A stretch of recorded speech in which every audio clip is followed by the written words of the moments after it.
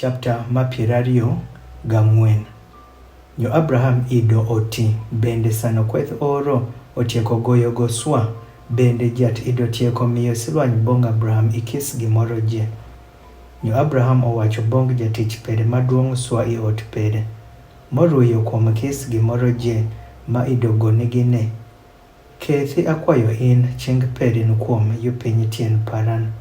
Nyo alatimo in iswach i jat, wede matie i pau, bende wede matie i paj, ni ikilamiyo bong wuod paran wuok nyir pa jo-Kanan i die ma abedo, to ila kadho bong i kant paran, kod bong i jorem paran, nyo ilimi buong ri wuod paran Isaac. Nyo jatich owacho bong go, nyabe dhako kilami to luwo an bong i luwo me, imi to ateri wuod pedin, roman bong ilowo wuok ma ibino.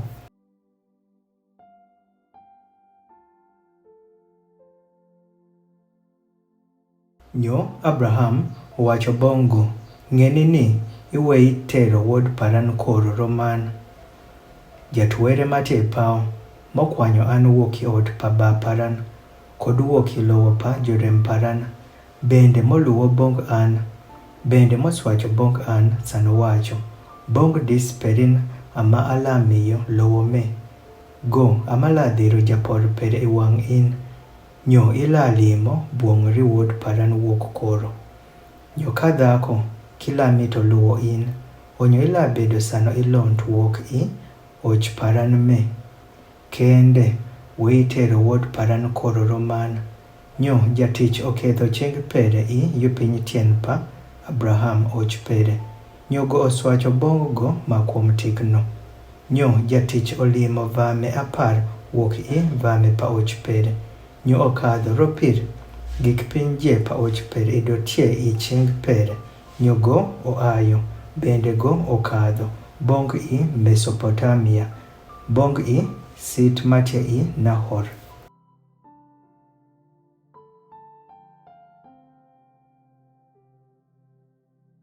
Nyo go otimo vame pere ogoche piny sano fod gotie i wuoko pa sit.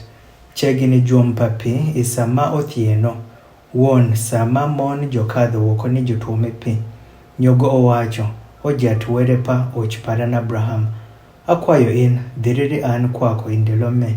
Bende, nyuthi nyub bong och paran Abraham. Neni, achongo ka chegini juom papi. Bende, nyir panye chuo pa sit me nyaka jobino wuoko ni jotuome pi. Nyo, yei obini bedo ni nyako bong ma ala wacho. Kethi piny ka pi perin akwayo in, ni anyal madho. Nyo kago owacho, madhi, bende alamiyo vame perin, jo madhi bende, yei meno wuon obedi nyako, ma itithori, jatich perin Isaac.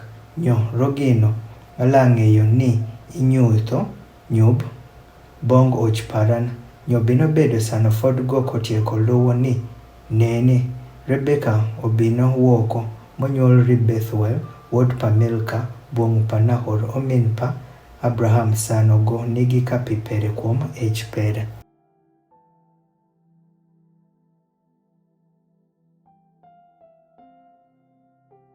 Nyo nyako idong'on swa ng'iyo kuome.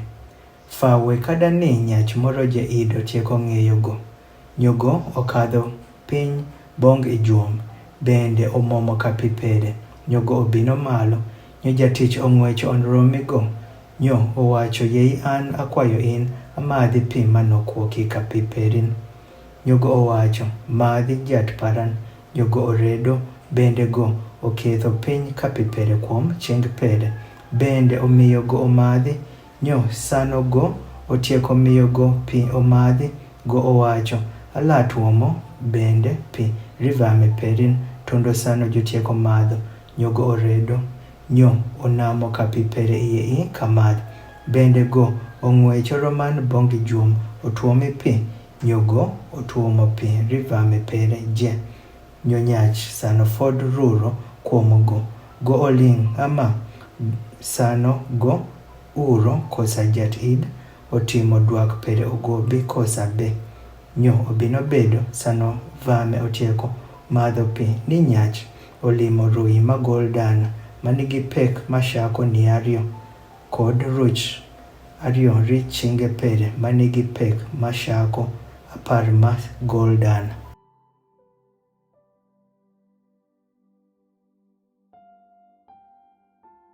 Nyogo owacho, ibedo nyar pang'a. Wachra kwayo in, nitie kisika i ot pa ba perine riwan ni wabenji iye. Nyogo owacho bongo, abedo nyar pa Bethuel wuod pa Milka mago onyuolori Nahor. Go owacho imed bongo, wanigi ama thwal kod chog maromo kod kisika mabenjo iye. Nyonyach othuro piny wiye pere, bende onyuro rijat. Nyogo owacho, silwanyo bedi kuom jat were pa ochparan Abraham. Mako weyo ochparan gi singo, wuok i wek pere kod i aleb pere. An sano atie i dhoyo, jat otelo an bong i ot pa jomin pa ochparan. Nyo nyako ong'wecho, bende owacho gime bong ot pa min pere. Nyo, Rebeka ido nigi omin. Nyo nyinge pere obedo Laban. Nyo Laban ong'wecho wuoko bong nyachno, bong i juom.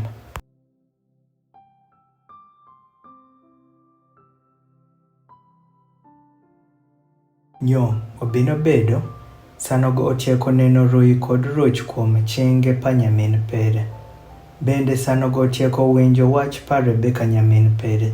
Sano wacho, nyo ama paka nyach oluwo bong an. Nyogo obino bong nyach. Nyo neni go ido ochungo chegni vame i juom. Nyogo owacho, bin iye, in ma jat otieko miyo silwany. Irang'o ichungo wuoko, ropir atieko tieko ot, kod kisika ri vame perin. Nyo nyach obino iye i ot, bende go oyuwo vame pere. Bende omiyo thwal kod chog bong vame pere, kod pi maluoko tien pere kod tien pa ichuom ma idotie gigo. Nyo okit ring'o i wang'go, ochami. Nyogo owacho, akila achamo tondo sano atieko wacho kuom wuotho paran. Nyogo owacho luwi. Nyogo owacho, abedo jatich pa Abraham.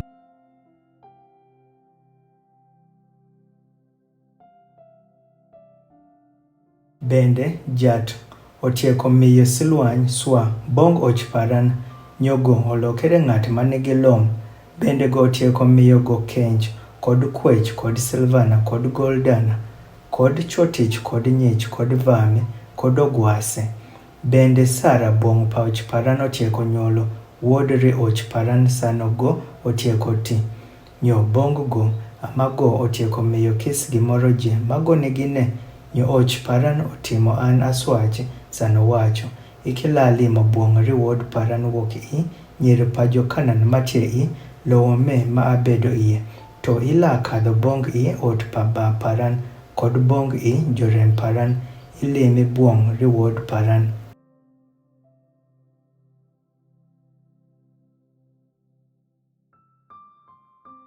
Nyo awacho bong och paran, nyabe dhako kila luwo an. Nyogo owacho bongan, jat wang' ma awuotho kidho dhiro japod pere wang' in. Bende lagobo dhoyo perin. Nyo ila limo buong ri wuod paran wuok i jorem paran kod wuok i ot pa ba paran. Onyo sano itieko, nyo ila lonto wuok i och paran me. Sano itieko kadho bong jorem paran. Nyo ka joko miyo in dhako, ila lonto wuok i och paran. Nyo abino indelo me bong juom. Nyo awacho, ojat were pa och paran Abraham, ka pama itieko gombo dhoyo paran ma akadho iye. Neni nyaka achongo chegini juom papi. Nyo la bino bedo i sama faw jola bino wuoko jotuomi pi. Ka awacho bong nyako moro, mi an akwayo in pi manokwoki i kapi perin ni amadhi. Ka gola wacho bong an ama madhi ala tuomo bende rivame perin. Yei faw no wuon obedi dhako ma jat otidhori wuod pa och paran.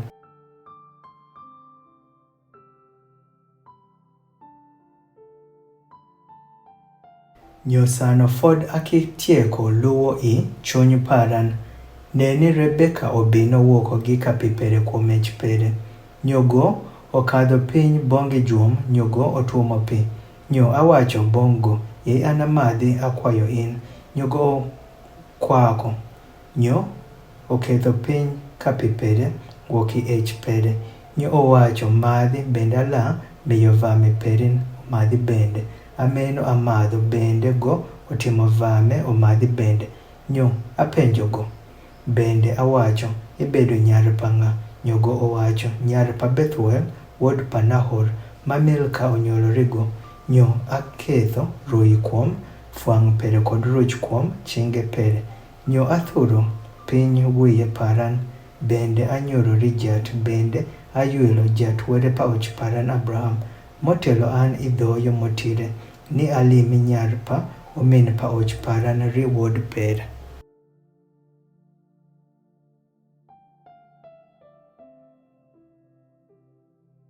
Nyopama kawilatego gi nyob kod gi leb ri och paran.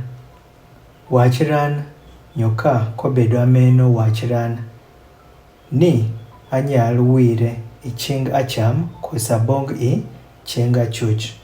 Onyo Laban kod Bethuel joduoko. Nyo jowacho gime owuok jat. Wakinyal luwo bong in gima rach kosa gima ber.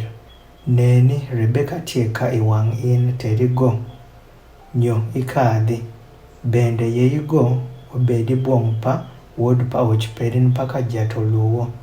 Nyo obino bedo sano jatich pa Abraham otieko winjo wach pajo go onyorori jat. Sano thurere kuom paj.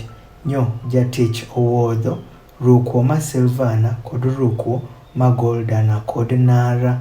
Nyo omiyo gime bong Rebeka go omiyo bende gima kwes bong omin go kod bong min go. Bende jochiemo kod madho go kod nyichuo maidotiegi go. Nyo jodong worje. Nyo joayo malo yedikni. Nyogo owacho dhiri an wuoko bong och paran.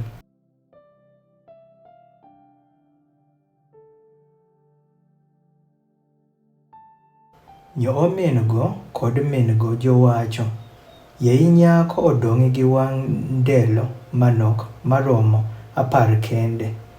Nyo sano go otieko gola kadho.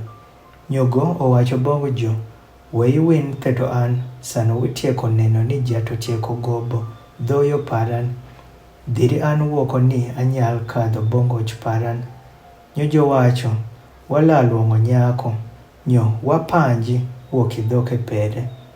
Nyo joluongo Rebeka bende jowacho bongo ila kadho gi nyach me. Nyogo owacho ala kadho. Nyo jodhiro wuoko Rebeka nyamin pajo kod tinch pere kod jatich pa Abraham kod nyichuo pere. Nyo jojuelo Rebeka bende jowacho bongo ibedo nyamin mowan. Bed min pa ji gana gage. Bende yeidis perin olimi thibpa jimodak jo.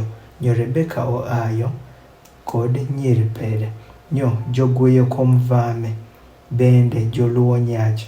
Nyo jatich otero Rebeka bende okadho idhoyo pere.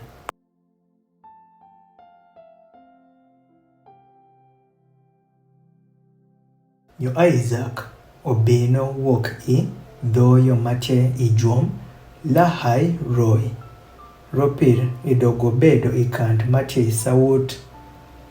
Nyo Isaac ido nyaka okadho wuoko bipe ilidh iothieno. Nyogo oting'o malo wang' pere. Nyogo oneno. Nyo neni vame idobino. Nyo Rebeka oting'o malo wang' pere. Nyo isama go oneno Isaac go oloro wuok ivam. Ropir idogo otieko wacho bong jatich.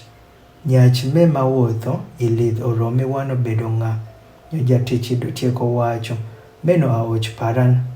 Onyo ameno go olimo vana. Nyogo oumere. Nyo jatich owachore Isaac gik pinje mago otimo. Nyo Isaac okelo go iye I dar pa min pere Sara. Nyogo otero Rebeka. Nyogo olokere chege. bende go omaro go. Nyo Isaac olimo bib sano min pero tieko tho.